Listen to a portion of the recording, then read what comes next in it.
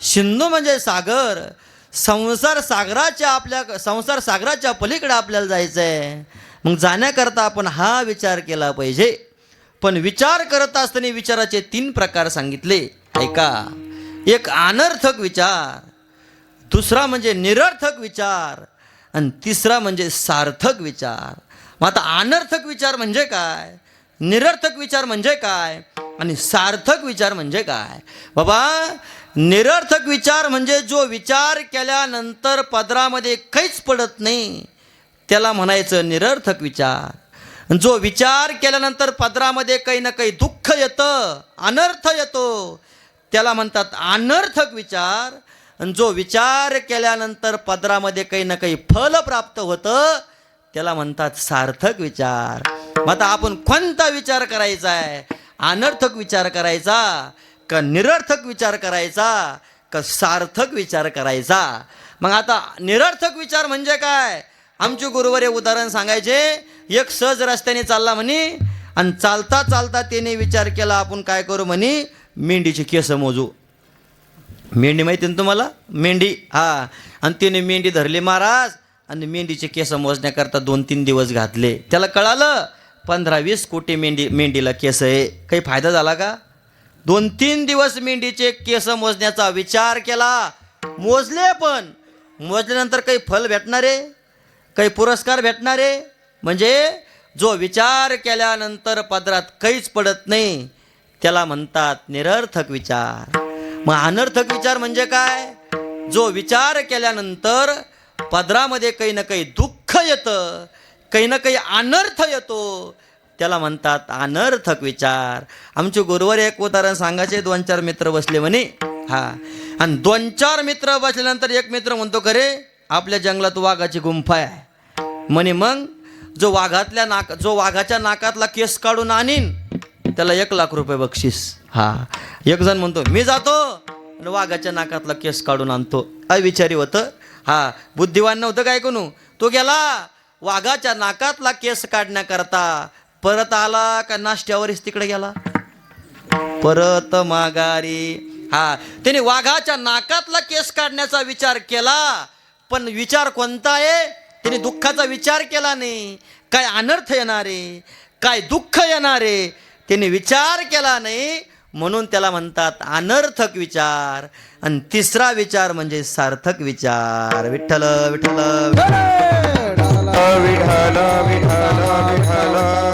मग तिसरा विचार म्हणजे सार्थक विचार. सार्थक विचार कशाला म्हणतात?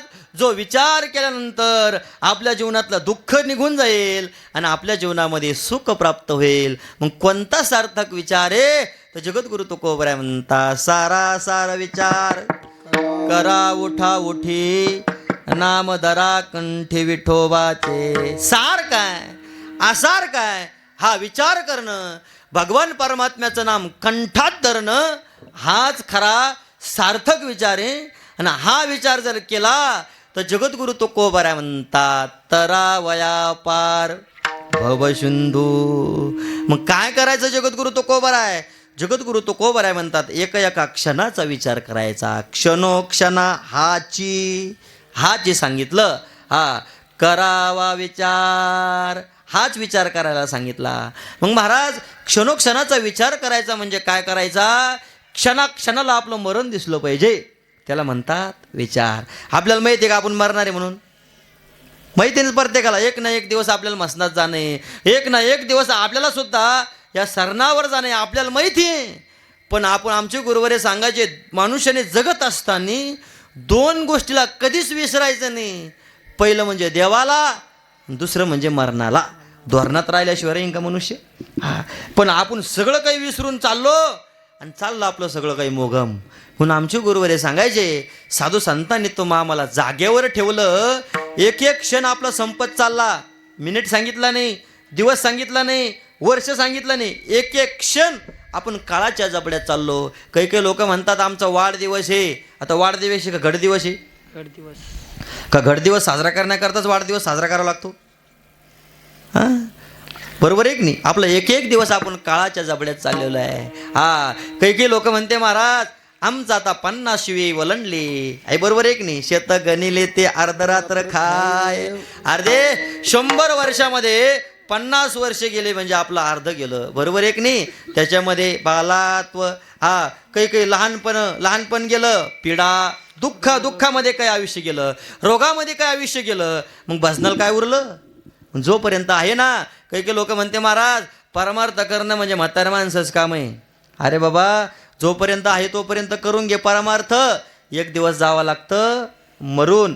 बरोबर. घडी घडी काळ, घडी घडी काळ वाटयाची बाय, घडी घडी काळ वाटयाची पाहे.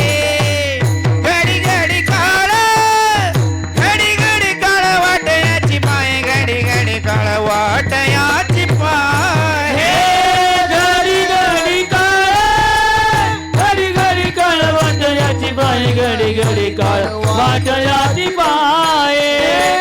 घडी घडी काळ, घडी घडी काळ वाटयाची बाई, घडी घडी काळ वाटयाची बाई. हे अजून किती आहे आकाश, अजून किती आकाश, अजून किती आहे आकाश, अजून किती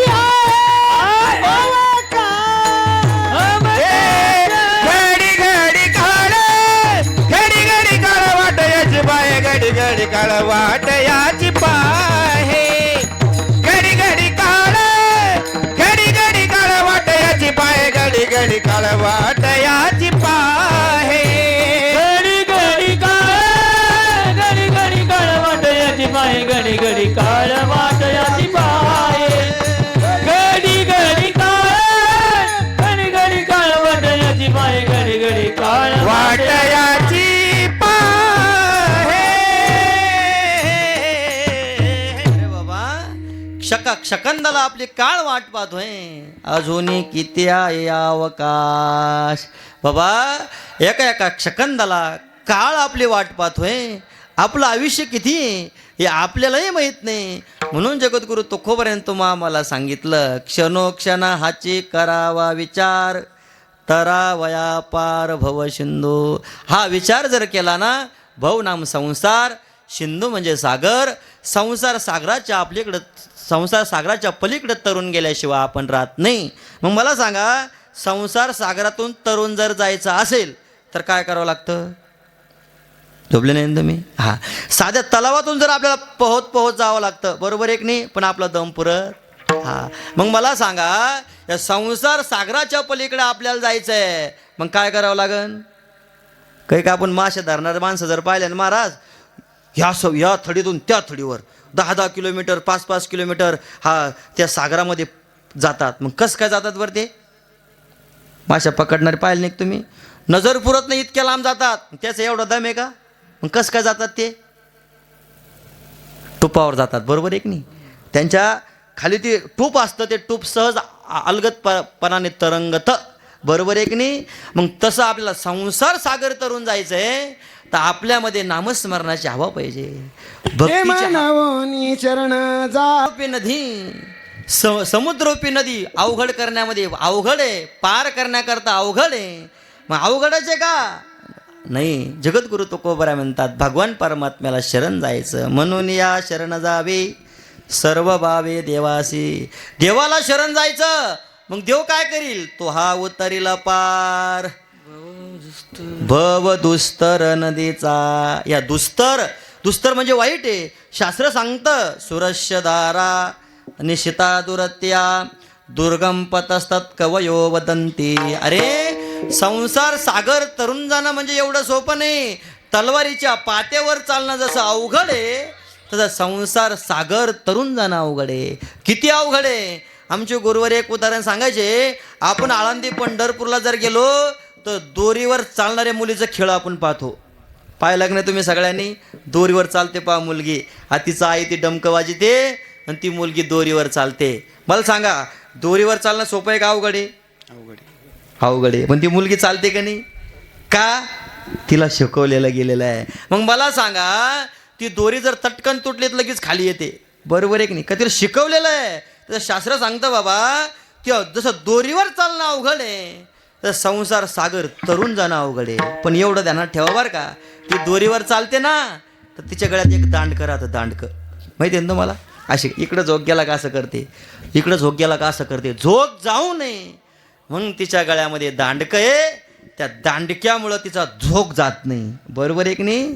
तसं आपण परमार्थ करायला लागलो, भक्ती करायला लागलो, नामस्मरण करायला लागलो, पण आपल्या ठिकाणी एक विचाराचं दांडकं पाहिजे. बरोबर आहे की नाही? विवेकाचं दांडकं पाहिजे. हा आपला पाऊल जर वाईट ठिकाणी पडायला लागला लगे विचार काढायचा, झोक जात नाही. लगे विचार काढायचा, झोक जात नाही. झोक जायला लागला ती मुलगी ती काडी हलवते, तिचा झोक जात नाही. तसा आपला झोक जाऊ नये म्हणून विवेकाचं विचाराचं हे दांडकं आपल्याकडं पाहिजे. मग काय अवघडे संसार सागर तरुण जाण्याकरता. म्हणून जगद्गुरु तुकोबऱ्या म्हणतात तरा वया पार भवसिंधू. मग का हो जगद्गुरु तुकोबराय तुम्ही आम्हाला एवढं सांगता संसार सागराच्या पलीकडे जा, संसार सागराच्या पलीकडे जा, नामस्मरण करा, विचार करा, का सांगता? तर जगद्गुरु तुकोबराय म्हणतात तुम्ही ज्याला शाश्वत म्हणता ना ते शाश्वत नाही, हे नाशिवंत आहे.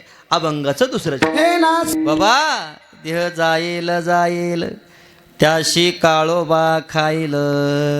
संत सांगतात या देहाला एक ना एक दिवस काळ खाणारे म्हणून हा देह म्हणजे नाशवाने. म्हणूनच आम्ही तुम्हाला विचार करायचा उपदेश केलेला आहे. विठ्ठल विठ्ठल विठाला विठाला विठाला या देहाचा आपण जर बारकाईने विचार जर केला तर आमचे गुरुवर सांगायचे या देहाचा म्हणजे 3 प्रकारचा नाश आहे. एक परता नाश, इकडे लक्ष द्या. दुसरा म्हणजे आश्रय नाश आणि तिसरा म्हणजे स्वभाव नाश. परता नाश कशाला म्हणतात, आश्रय नाश कशाला म्हणतात आणि स्वभाव नाश कशाला म्हणतात? या देहाचा 3 प्रकारचा नाश आहे. दुसऱ्याकडून झालेला जो नाश त्याला परता नाश म्हणतात. आश्रय म्हणजे एखाद्या आपण आमचे गुरुवर एक उदाहरण सांगायचे. 2 जणांचे भांडणं लागले आणि भांडणं लागल्यानंतर इतके विकोपाला गेले तर एका माणसाने दुसऱ्या माणसाला जाग्यावर मारून टाकलं. समजायचं परता नाश आहे. दुसऱ्याकडून झालेला जो नाश त्याला परता नाश म्हणतात. तुम्ही म्हणसान महाराज आमचे कोणचे गावात भांडणं नाही, आमचे कोणचे भावकीत भांडणं नाही, कोणचे तालुक्यात भांडणं नाही, कोणच्या जिल्ह्यात नाही, आमचे महाराष्ट्रात कोणच्या संघ भांडणं नाही, आम्ही मरणार एक. मग आता नाही तुमचा परता नाश झाला तर आश्रय नाश होणार आहे.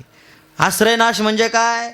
आपण एखाद्या गाडीमध्ये चाललो फिरण्याकरता आणि चालता चालता त्या गाडीच्याच काचा झाल्या, गाडीचं काहीच राहिलं नाही. मग गाडीतला माणूस ज्या गाडीचा आश्रय केला ती गाडीच राहिली नाही, गाडीतला माणूस राहिला का? ज्या भिंतीने चित्राचा आश्रय केला ती भिंतच पाडून टाकली, चित्र राहीन का? माऊली ज्ञानोबा म्हणतात पडून गेल्या भिंती चित्राची होय केवळ माती. अरे एखादा जर म्हणला भिंत पाडाची चित्र तसंच ठेवायचं, राहील का? चित्राने भिंतीचा आश्रय केला, भिंत पडली म्हणजे चित्र पडणार. मग तुम्ही म्हणसान महाराज आम्ही कोणच्या गाडीत बसत नाही आणि कोणच्या घोडीत बसत नाही. या जगातामध्ये आमचं कोणी दुश्मन नाही, आमचा परता नाश होणार नाही. आम्ही कोणच्या गाडीत बसत नाही, कोणच्या घोडीत बसत नाही. आमचं फक्त एकच काम, जेवले का झोपले, जेवले का झोपले. आम्हाला काही दुसरं काम नाही. मग आमचा कसं काय नाश होणार आहे? आश्रय नाश होणार नाही. आमचे गुरुवर सांगायचे बाबा नाही परता नाश झाला म्हणजे नाही दुसऱ्यानं मारलं, नाही आश्रय नाश झाला म्हणजे काही नाही ठोकला तरी स्वभाव नाश होणार आहे. किती पावडर लावा आड्या पाडणार आहे. बरोबर एक नाही, याला म्हणतात स्वाभाविक नाश. किती आपण देहाला जपण्याचा प्रयत्न केला त्याला एक ना एक दिवस म्हातारपण येणार आहे. तुम्ही म्हणसान महाराज आम्ही काहीच काम नाही, आम्हाला खायचं झोपायचं, खायचं झोपायचं, नुसतं खा आणि झोपा, तर या देहाला म्हातारपण येणार आहे की नाही? बरोबर आहे की नाही? आमच्या गुरुवर एक उदाहरण सांगायचे. ते म्हणायचे बाबा एक जण मुंबईला गेला, नवीनच आंबे मुंबईला आले होते, आंबे हा नवीनच हा. आणि नवीन आंबे मुंबईला आल्यानंतर महाराज तिने विचार केला आता बऱ्याच दिवसांनी आपल्या लेकरा बाळांनी काही आंबे खाल्ले नाही, तर मुंबईला आंबे, आता बी मुंबईला आंबे कुठून आणते काय माहीत, आपल्याकडे काहीच नाही, आपल्याकडे फक्त 12च आहे, पण तिकडं आंबे हा. मग त्याने विचार केला आता आंबा म्हणजे कोणा पाहिलाच नाही, आता आपण घरी आंबा न्यायला पाहिजे. त्याने आंबे विचारले काय भाव दिले, म्हणे 1200 रुपये डझन. आपल्याकडे किलोन राहते, तिकडे डझनान राहते. मुंबईला जर गेले ना तुम्ही, डझनान आंबे भेटते. म्हणे 1200 रुपये डझन. मग त्याने विचार केला, बाबा 100 रुपयाला एक आंबा आहे, आंबा लय महाग आहे. पण नेऊ म्हणे आता लेकरा बाळा करता काही अधिक आलं का नाही. 1200 रुपयाचे 12 आंबे घेतले. पण घेतानाच विचार केला तर आंबे फक्त घरच्यांनाच खायचे, बाहेरच्यानं खायचे बाहेरचा एक जरी माणूस घरी असला का आंबे काढायचे का. 100 रुपयाला एक आंबा गेला म्हणजे 100 रुपये जाणार आहे. दुसऱ्या कोणालाच द्यायचे नाही. काही कामानिमित्त 10-5 दिवस मुंबईहून घरी आला आणि घरी आल्यानंतर घरी येत नाही, त्याच्या घरी 10-12 पाहुणे आलेले होते. हा, मग त्याने विचार केला, बघ आंबे जर पाहुण्यात काढा तर आपल्या लेकरा बाळाला आंबे भेटणार नाही. बरोबर एक नाही. जसे आंबे घेतले महाराज तसे कपाटात ठेवले. हा, पण ते पाहुणे काही एक दिवस राहिले नाही, पाहुणे राहिले 10-12 दिवस. मग आता मला सांगा, आंबे तसेच राहिले कपाटामध्ये. हा, पाहुणे गेले 10व्या दिवशी आणि 11व्या दिवशी यांनी आंबे काढले, मस्त रस केला आहे ना. मग काय झालं, सडून गेले. काही केलं त्या आंब्याला, काहीच केलं नाही. जसे आणले तसेच कपाटात ठेवले. खाल्ला झोपला, काही केलं का नाही. पण तरी खराब झाला का नाही. काही लोक म्हणते, महाराज तोच आंबा आम्ही फ्रीजमध्ये ठेवू. फ्रीजमध्ये फक्त वरूनच दिसायला चांगला आहे, आतून कापून पहा, आतून काळा आहे. बरोबर आहे की 32 गोळ्या खाल्ल्याशिवाय झोप येत नाही, दिसायला चांगला आहे. बरोबर आहे की नाही. हा, मग मला सांगा, काहीच केलं नाही आंब्याला तरी त्याचा नाश झाला. याला काय म्हणतात, स्वभाव नाश. म्हणून शास्त्र सांगतं, बाबा या देहाचा एक परता नाश आहे. नाही परता झाला आश्रय नाश, नाही आश्रय नाश झाला स्वभाव नाश ठरलेला आहे. म्हणून जगद्गुरु तुकोबराय म्हणतात, नाशिवंत देह. हा देह म्हणजे नाशिवंत आहे. जिथं वंत प्रत्यय लागला तिथं अंत झाल्याशिवाय राहणार नाही. जाणार सकळ. अरे हा देह जाणार आहे. या देहाला एक ना एक दिवस काळ खाणार आहे. आयुष्य खातो काळ, सावधान. अरे या देहाला काळ खाणार आहे. म्हणून जगद्गुरु तुकोबराय म्हणतात, सावधान. लग्न करा असं म्हणलं जगद्गुरु तुकोबराय. सावधान म्हणजे सावध व्हा असं म्हणलं जगद्गुरु तुकोबराय. बरोबर एक नाही. म्हणून जोपर्यंत आहे ना तोपर्यंत भजन करा. हा देह जर गेला तर भजन केलं जात नाही आणि काहीच केलं जात नाही. जसं मी मगाशी उदाहरण सांगितलं, कावळाही गेला आणि पैसे पण गेले. काही हातात आलं का, काहीच हातात आलं नाही. कावळाही गेला, जे 80,000 भेटत होते तीही गेले, हातात का राहिलं. आमचे गुरुवारे सांगायचे, अरे तेलही गेलं, तुपही गेलं आणि हाती दुपटणं आलं. क्या भरोसा है इस जिंदगी का, क्या भरोसा है इस जिंदगी का, क्या भरोसा है इस जिंदगी का, क्या भरोसा है इस जिंदगी का. साथ देती नहीं है किसी का, देती नहीं है किसी का, साथ देती नहीं है किसी का, साथ देती नहीं है किसी का. क्या भरोसा है इस जिंदगी का, क्या भरोसा है इस जिंदगी का, क्या भरोसा है इस जिंदगी का, क्या भरोसा है इस जिंदगी का.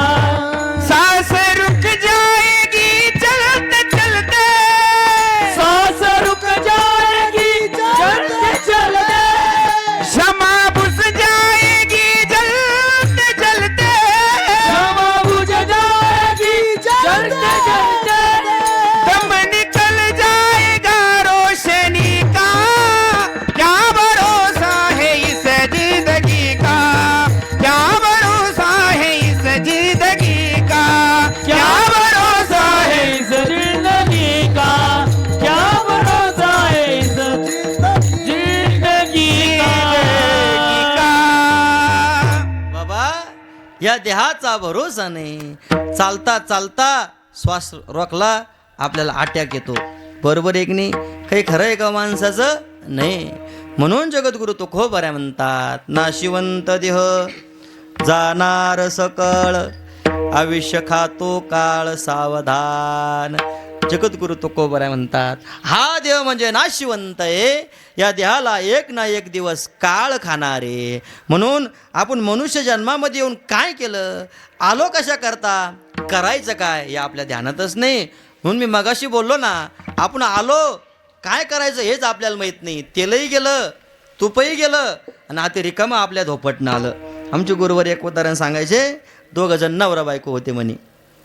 नवरा बायको 2 जणच असतात. हा पण पत्नी चाप्टर होती आणि तिचा नवरा जरा भोळा होता, भोळा. मग त्या बाईनं विचार केला, बाबा आपलं आता तेल संपलं आहे की नाही, आणि स्वयंपाकाकरता तूप लागतं, तूपही संपलं. मग आता काय करायचं, लय मोठे जर पैसे दिलेत याला काही कळत नाही. आपणच आपल्या हाताने किराणा आणला पाहिजे. पण आता जर आपला स्वयंपाक नळला, आपण काय करू, 10 रुपयाचं तेल आणि 20 रुपयाचं तूप सांगू म्हणे. त्याला सांगितलं, जा तेल आणि तूप घेऊन या. मग तिने विचार केला, थोडं लागतं आपलं भाजीपुरतं, या म्हणे तेल तूप घेऊन. याने काय केलं, महाराज धुपटणं घेतलं हातात तेल आणि तूप आणण्याकरता. धुपटणं माहिती आहे ना तुम्हाला? इकूनही त्याला खोल राहतं आणि इकूनही खोल राहतं असं. दुकानदार मामाकडे गेला, म्हणे मला सांगितलं, मामा एक काम करा, 10 रुपयाचं तेल द्या. दुकानदार मामाने तेल दिलं. म्हणे करे आता काय पाहिजे, म्हणे 20 रुपयाचं तूप द्या. दुकानदार मामा म्हणतो, तूप कशात द्यायचं, म्हणे या धुपाटण्यात द्या. आहे की नाही? दुकानदारापाशी तेल सांडून दिलं आणि तूप घेतलं, म्हणे याच्यात तूप टाका. घरी आला आणि घरी आल्यानंतर पत्नीने सांगितलं, आणलं तूप, म्हणे बघ हे तूप, म्हणे तेल, म्हणे हे काय तेल आहे. म्हणजे दुकानदारापाशी तेल सांडून दिलं, घरी आला पत्नीपाशी तूप सांडून दिलं, हाती काय आलं, धुपटणं म्हणजे रिकामं. तसं आपल्याला भगवान परमात्म्याने देह दिला मोक्ष प्राप्त करण्याकरता, बरोबर आहे की नाही? हा देह दिला, पण या देहामध्ये येऊन जर मोक्षही आपण प्राप्त केला नाही आणि हा देह पण राहिला नाही, म्हणजे हा देहही गेला, मोक्षही गेला, हातात काय आलं, काहीच नाही ना. तशी आपली गोष्ट नको व्हायला. म्हणून जगद्गुरु तुकोबराय म्हणतात, आयुष्य खातो काळ सावधान. अरे एक ना एक दिवस आपलं आयुष्य काळ खाणारे, म्हणून तुम्ही सावध व्हा. मग का हो जगद्गुरु तुकोबराय, सावध व्हा म्हणजे नेमकं काय करा, जगद्गुरु तुकोबराय म्हणतात परमार्थ करा. मग जगद्गुरु तुको तुम्ही सांगता परमार्थ करा. जगद्गुरु तुकोबरायांचे उद्गार आहे, माझं मरण मरून गेलं मी अमर झालो. हे जगद्गुरु तुकोबरायांनी लिहिलं जिवंत असताना, बरोबर आहे की नाही? का त्यांनी मनुष्य जन्मात आल्यानंतर संपूर्ण अभ्यास केला आणि माझं मरण मी माझ्या डोळ्याने पाहिले. या शब्दाचा अर्थ असा आहे का मी आता मुक्त झालो आणि हा देह पडलाही तरी मला आता काही खंत राहिली नाही. का या देहाचं काही मला आता तादात्म्य राहिलं नाही. का हा देह म्हणजे माऊली ज्ञानोबराय म्हणतात, या देहाचा आपण जर बारकाईने विचार जर केला तर माऊली ज्ञानोबराय म्हणतात, हा देहा गीत पडे तरी भस्म होणे उडे, ना तरी झाले वर पडे श्वानविष्टा. हा देह आगीत पडला याची राख होते आणि आगीत जर पडला नाही श्वानविष्टा. या देहाला श्वान म्हणजे कुत्रे खातात, विष्टा होते असा हा आपला देह आहे. तुम्ही म्हणसान महाराज आगीत पडला नाही, कुत्र्या मांजरान खाल्ला नाही, तो माऊली ज्ञानोबराय म्हणतात, या चुके दोही काजा होय कर्म कीटकाचा पुंजा, हा परिणाम कपिध्वजा कश्मलुगा. या दोन्हीतून जर चुकला, तिकडंच कुठं जरी पडला, तर माऊली ज्ञानोबराय म्हणतात कर्म कीटकाचा पुंजा. या देहाला आपोआप किडे माकोडे लागतात, पुंजा होतो या देहाचा पुंजा. इतका देह वाईट आहे हे जगद्गुरु तुकोबरायांनी जिवंत असताना जाणलं. म्हणून जगद्गुरु तुकोबराय म्हणतात, भजन केलं आणि भजन केल्यानंतर मी आता अमर झालो. हा जगद्गुरु तुकोबरायला माहिती देव प्राप्त झाला म्हणजे अमर होतं आणि आता मला पुन्हा येणे नाही, पुन्हा जाणे नाही, म्हणजे आता मी मुक्त झालो. मुक्त झालो म्हणजे अमर झालो. मनुष्य जन्मामध्ये येऊन करायचं काय, तर भगवान परमात्मा प्राप्त करायचा. पण प्राप्त करत असताना काय करायचं, तर जगद्गुरु तुकोबराय म्हणतात, करावी तातडी परमार्थी. अरे परमार्थ करायचा, तातडी म्हणजे परमार्थाची गडबड करायची. आता आपली जास्त गडबड संसाराची राहते, परमार्थाची राहते जास्ती गडबड. सकाळी उठले आपण शेण पाण्याला जातो का देवपूजा करतो? सकाळी उठल्या आपण जास्त संसाराचं चित्ती का उठल्या देवाचं नामस्मरण? आपलं उठल्या संसाराची गडबड आहे, परमार्थाची नाही. मग तुम्ही म्हणसान महाराज आता लावून दिलं आहे की नाही, मग संसार नाही करावा का? आम्ही संसारही करा परमार्थही करा म्हणले का संत तुम्हाला करू नका. सोनी संसारी जिभे वेगू करी वेदशास्त्र उभारे बाया सदा. अरे संसारही करा परमार्थही करा, पण संसार करत असताना कसा करा आणि परमार्थ करत असताना कसा करा. आमचे गुरुवर एक उदाहरण सांगायचे, अरे संसार करा पण जिभे वेगू करी, जिभेने सारखं भगवान परमार्थ. तुम्ही सांगता परमार्थाची गडबड करा, आमच्या मागं संसार लागला. जगद्गुरु तुकोबराय म्हणतात संसारही करा पण संसार कसा करा. संसारी असावे आसोनी नसावे. अरे संसार करा पण आसून नसल्यासारखा. भजन करावे वेळोवेळा, पुन्हा पुन्हा भजन करा. मग तुम्ही म्हणसान महाराज संसार आसून नसल्यासारखा करा म्हणजे आम्हाला काही कळलं नाही. संसार करायचा ना आसून नसल्यासारखा म्हणजे कसा करायचा आम्हाला काही स्पष्ट झालं नाही. उदाहरण देऊन सांगा. आमचे गुरुवर याच्यावर उदाहरण सांगायचे. ते म्हणायचे बाबा एका माता माऊलीला 2 लेकरं होते, दोन्ही लहान लहान मुलं 3-3, 4-4 वर्षाचे. हा दोन्ही मुलाला कपडे सारखे, संगोपन सारखं, जेवण सारखं. दोन्ही मुलाला ती आई घास भरवते. दोन्ही मुलं सारखे लहान लहान. पण आमचे गुरुवारे सांगायचे एक मुलगा सक्का होता आणि एक मुलगा सवतीचा होता. हे कळतं ना तुम्हाला का पहिल्यापासून सांगू. हां एक मुलगा सक्का होता आणि एक मुलगा सवतीचा होता म्हणजे पहिल्या बायकोचा. दोन्ही लहान लहान 3-3, 4-4 वर्षाचे. आणि माता माऊली दोन्ही मुलाला घास भरवणं, कपडे सारखे, गन पावडर सारखं, जेवण सारखं, सगळं काही दोन्ही मुलाला सारखं. पण तिच्या मनात भेद आहे. माझ्या सवतीचं काट्ट आहे आणि माझ्या पोटचं पोरग आहे. सवतीच्या मुलाला सांभाळीत नाही का सांभाळावं लागतं म्हणून सांभाळती, सांभाळावं लागतं म्हणून सांभाळती का सांभाळती. हां तसं जगद्गुरु तुकोबराय म्हणतात बाबा संसारही करा परमार्थही करा, पण संसार म्हणजे सवतीच्या मुलासारखा करा आणि परमार्थ म्हणजे सख्या मुलासारखा करा. झाला परमार्थ लय अवघड आहे का. म्हणून जगद्गुरु तुकोबराय म्हणतात आसोनी नसावे भजन करावे वेळोवेळा. अरे संसार करा पण आसून नसल्यासारखा, सवतीच्या मुलासारखा. आणि परमार्थ करा म्हणजे भजन करा, पुन्हा पुन्हा करा म्हणजे सख्या मुलासारखं. भजन करावे वेळोवेळा. मग जगद्गुरु तुकोबराय म्हणतात करा काय, करावी तातडी परमार्थी. परमार्थाची गडबड करा, तातडी करा. संसाराची न करता परमार्थाची करा. आणि नवे संसार करता करता परमार्थ करा. का संसार आमचे गुरुवारे सांगायचे संसार म्हणजे देहाचा आहे आणि परमार्थ म्हणजे मनाचा आहे. देह काम करी मन हे गोविंदी. देहाने कापूस व्याचा रामकृष्ण हरी म्हणाचा भाव तर वाढन ना. कापूस व्याचा रामकृष्ण हरी म्हणाचा बरोबर आहे की नाही. देह काम करी आणि मन हे गोविंदी म्हणजे देहाने कामाला लावायचं आणि मनाने भगवान परमात्म्याचं भजन करायचे. कामामध्ये काम काही म्हणा राम राम जाईल भवश्रम सुख होईल दुःखाचे. परमार्थ म्हणजे सूक्ष्म देहाचा आहे, मनाचा आहे, बुद्धीचा आहे. आणि संसार म्हणजे देहाचा आहे. मग देहाला कामाला लावून द्यायचं आणि मनाला परमार्थाला लावून द्यायचं. सगळं काही होतं व्यवस्थित. लय अवघड आहे की लय अवघड आहे का. पण आपल्याला तर तसं करमतच नाही महाराज. 10-5 बाया एक खटे पाहिजे कापूशी असताना. आमचे गुरुवारे म्हणायचे हा सगळ्या गावाचं उकरी द्या, जेसीबी तरी कमी उकरी ती. काय सगळं माहीत राहतं पुन्हा. सगळ्या गावाचा बायोडाटा माहीत राहत त्याला. म्हणजे मला एवढंच सांगायचं काम करता करता भजन केलं, परमार्थ केला तर पुण्य होईल आणि पुण्य प्राप्त झालं म्हणजे मोक्ष प्राप्त होईल. म्हणून जगद्गुरु तुकोबराय तुम्हा आम्हाला सांगितलं करावी तातडी परमार्थी संत समागमी धरोनी आवडी करावी तातडी परमार्थी. मग महाराज पण दुसरी गोष्ट अशी आम्ही परमार्थाची आता गडबड करायला लागलो म्हणजे परमार्थ करायला लागलो, संत संगतीत आम्ही परमार्थ करायला लागलो. मग आता जगद्गुरु तुकोबराय म्हणतात तुम्ही परमार्थ करायला लागले ना. काही लोक म्हणतात मी इथं कोण नाही. जगद्गुरु तुकोबराय म्हणतो तुम्ही मृत्यू लोकामध्ये जन्माला आला फक्त अहंकाराने जगू नका म्हणजे मी लय मोठा झालो परमार्थ करून असंही म्हणू नका. अभंगाचं शेवटचं चरण.